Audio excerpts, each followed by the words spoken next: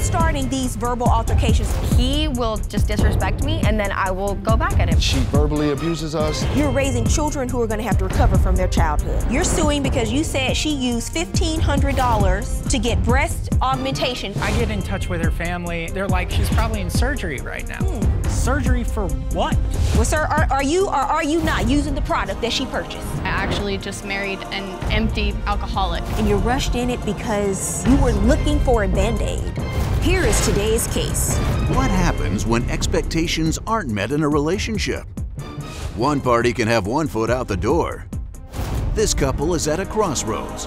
She wants marriage, and he says he needs more time. Can this couple get on the same page? That's today's case on Divorce Court. Court is now in session. The Honorable Judge Faith Jenkins presiding.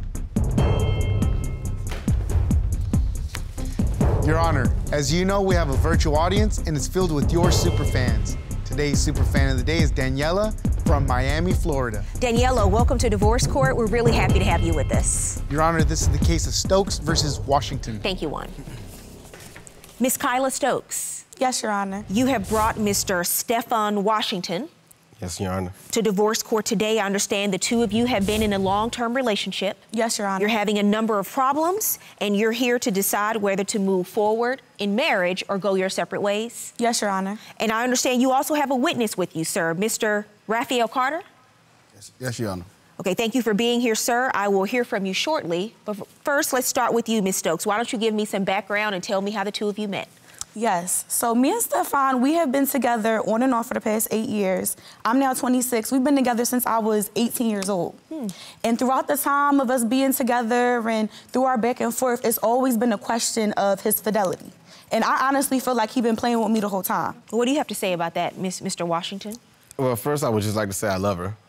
Now, when we did meet, was a long time ago. I always had big aspirations to be a big singer or just a big person in the entertainment industry. I can honestly say that I wasn't that person when we met, but things happen. That was 8 years ago. A lot has happened over 8 years. Growth happens, and through that growth, I've got more realistic about how my life moves. And the reality is now my life has changed. I'm a successful singer.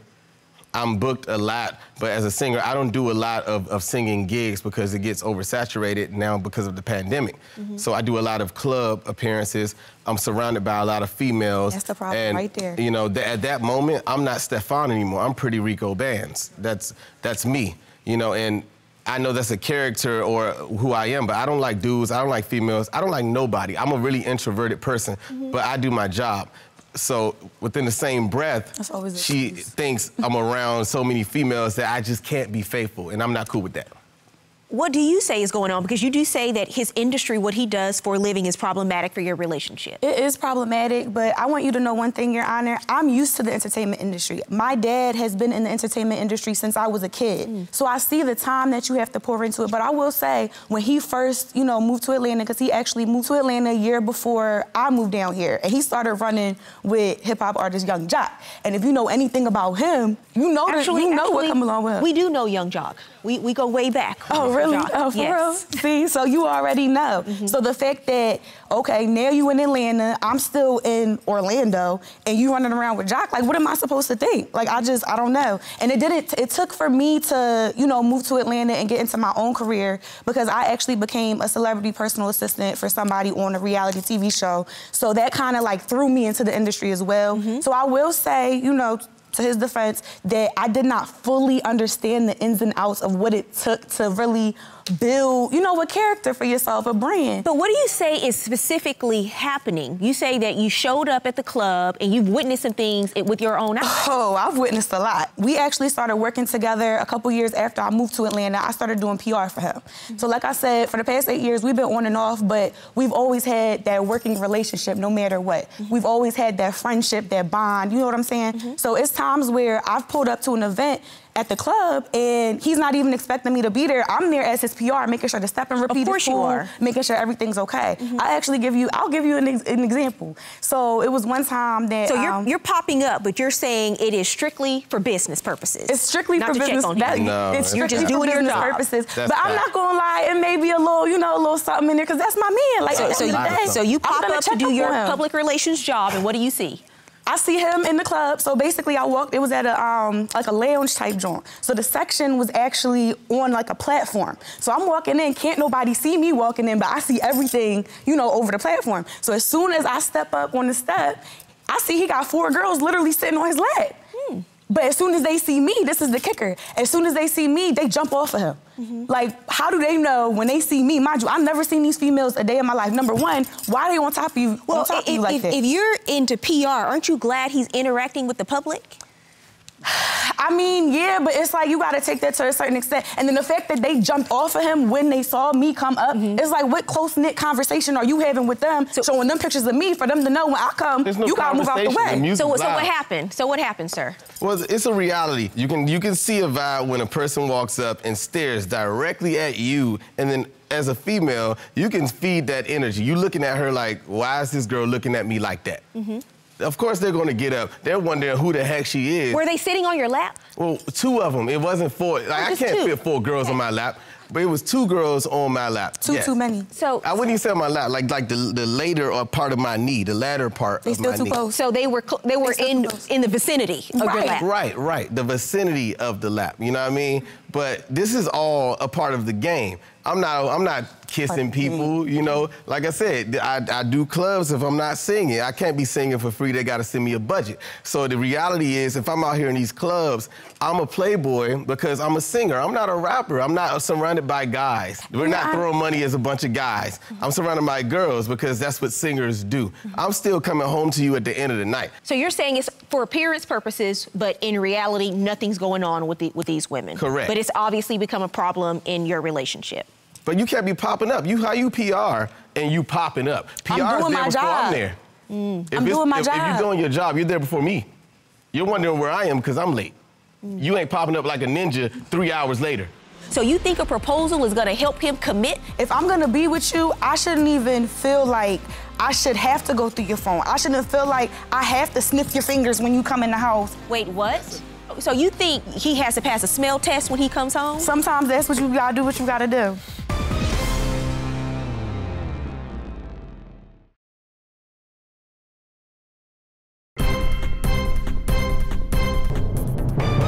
So you understand, Ms. Stokes, that now this is a part of what he believes is his persona. But it's a problem for you, and you said that there are a couple of other things that have happened where he's come home, and it's been a number of other issues. Tell me about that. I have examples for days. Let me just start by saying that. I think you actually have a picture that I submitted through evidence that you have, that I actually saw on social media, and this was last summer, of him standing there with 3 girls bent over right in front of him. And he claims that, I was promoting my album, I was promoting my brand. Yeah, you see it? You see it? How is that promotion? They don't got no shorts on saying Stephon or Pretty Rico bands. Are they touching me? But they in the picture in front of you. Did you share this photo on your social media? I posted it. I have nothing to worry. I have nothing to hide. To be completely fair, the women are bending completely over, and you're standing behind them, and they're showing their backside. Completely. I mean, Liquid Courage does things in pictures. Are we charging this to the game as well? A little bit, yeah. A little, like, kind of slightly, a little bit. Because here's what happened. You started off with your relationship one way, and over the years, you're seeing that it's evolving into something else. But you've kind of taken things a step further in your investigation, as I understand it. And look, I'm not even gonna hold back. I'm nosy. And I really believe in women's intuition, and when I feel something in my gut, I'm gonna go after that, and I'm gonna go off of that. So I think you have another piece of evidence of a text message that I actually submitted. What is this a text message of? So basically, he has late nights at the studio, he has late nights at the club, obviously, and there's always females around. But he never comes to me and tells me that there's a female around. If I ask him a question about a female being around, he will lie and tell me that nobody was there. Mind you, I know how the industry works. I've been in the industry at this point. How you gonna lie to me and say no females was there? You was better off saying they were leaving me alone. Like, they were there, but they weren't in my face. How you know how the industry works, yet you have a problem? Hey, babe. Who is Babe? I don't know. I call a lot of people Babe. He called all the females Babe. Babe, you know I'm in album mode right now. We're in the studio tonight, then the club after. I'm gonna need you to wear that outfit that I always say gives me inspiration. The one with the shoulder out, you know the one. She responds, does that mean we are going to have a night like we did the other night? Will we even make it to the club? What was that night like the other night? All right, so this is actually validated right here because I understand how it looks. I know how it looks. Not looking good for you. I like to show up with like 10 to 15 girls at the same time. I don't like I'll meet you there or I'm walking up. So I like to do like a pregame before the club where, you know, I compliment, I get bottles and stuff. Everybody meets and we turn up before we go out. So that's what that was. Okay. It wasn't like a person. So it was a turn up. Right, a pre-turn up. Not making it to the club. With not just her, with many people. I understand what I have at home. I'm not swapping a dime for a penny. I know that's a stupid decision. But how do you expect me to feel going through your phone, seeing that, being your woman? But why are you going through my phone? Regardless. Because I want to. Because I want to. You know me at this point. You know, and here, that's where we are today. Because we started, now you know she's going through your phone. Point blank. And now we have to deal with what happens when she finds the information. You have the decision you have to make. You're here because you're saying it's been 8 years. 8 years. It's been 8 years back and forth, and you're upset because he hasn't proposed and all of these. So you think a proposal is going to help him be more committed? I'm at the point of giving him an ultimatum. That's where I'm at with it. It's an ultimatum. Like, it's times, I feel like I shouldn't even, if I'm gonna be with you, I shouldn't even feel like I should have to go through your phone. I shouldn't feel like I have to sniff your fingers when you come in the house because you like to hop in the shower as soon as you come in the house. Wait, what? That's a thing. That's a thing. I've sniffed his fingers. I surely have. I feel like I'm back in middle school. It's a thing. So you're saying you sniffed his fingers. What are you trying to smell? I don't know. Whatever like we don't wash hands. So you think you have now, he has to pass a smell test when he comes home? Look, sometimes that's what you gotta do, what you gotta do. Sometimes. What in the 90s black movies if you don't keep it a buck and a bean, if you're not keeping it honest with me, how am I supposed to trust you? Mr. Carter, in your opinion, should your friend Mr. Washington be in this relationship? If it was me, I wouldn't be in the relationship. That's why you be in my DMs though, right? You ain't talking about that. I complimented and said you look nice. Man, whatever. Every event you see me at, you in my DMs the next day. So the two of you shared some compliments on social media?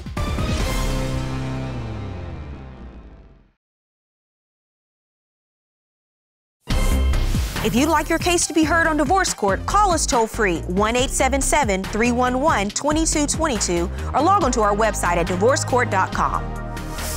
Miss the show? Watch full episodes on our streaming platforms and follow us on social media for exclusive content.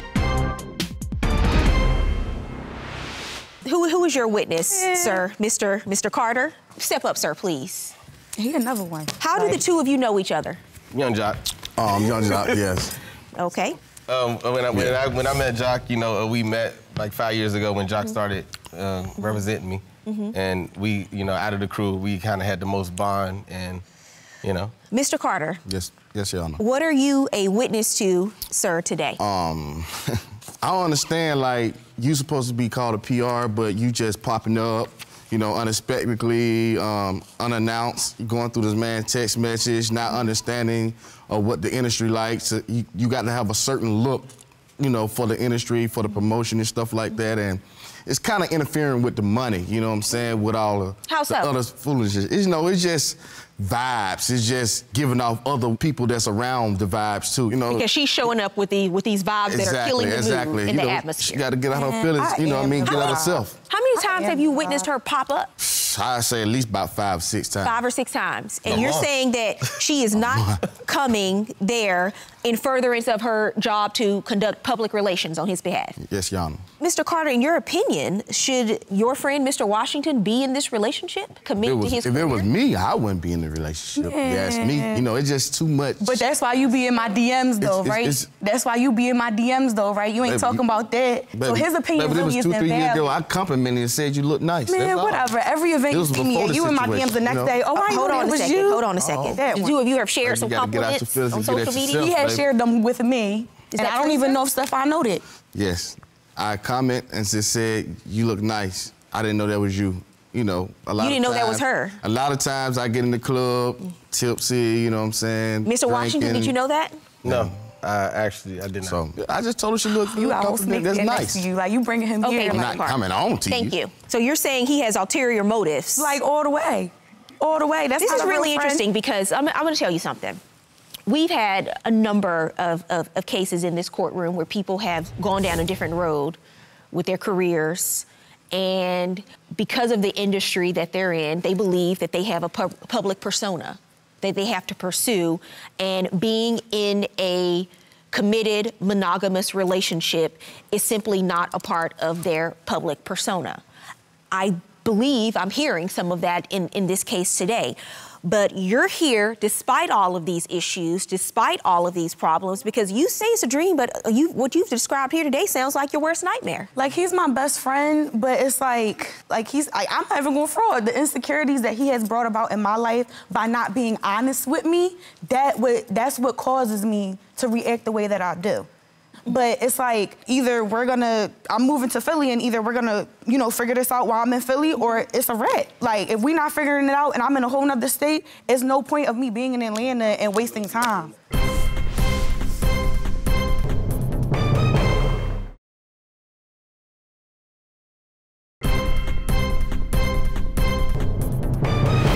You came to divorce court today prior to getting married. To figure out, I wanted your perspective to see if I'm wasting my time or if there's still hope. Oh, it's been 8 years. You've definitely wasted your time. Because you're 8 years in now, right? And you're saying if he does not propose, you're ready to walk away from the relationship. I am. Okay, are you ready to propose? I will be ready to propose when I feel that she will at least understand that some things come with the lifestyle. Now, the problem is this was something that I told her really early in our relationship, and hopefully it will happen one day. Now it's happening. It almost makes me feel like you never thought it was going to happen to begin with. So how am I going to propose to anyone that I feel like you actually didn't even think I would get to this point? Man. So be prepared for that. Your Honor. I appreciate your honesty. Ms. Stokes, the answer is no. Okay. You said, unless he proposes, you're walking away. He said he's not ready. The answer is no. You have your answer. Loud and clear. I don't want to be with anyone else. Well, you know what, sir? Here's the thing. Say that. Every choice you make has consequences. You have chosen your career. There is a consequence. You have chosen this lifestyle, and you've chosen not to propose. The consequence is you may very well lose this relationship. That's fine. Be with someone who accepts your lifestyle and your rise to stardom. That you could be be with that person. With. And ma'am, you can't always blame him for these insecurities you say you have, because it is way over the top for you to think you need to smell somebody's fingers. Right.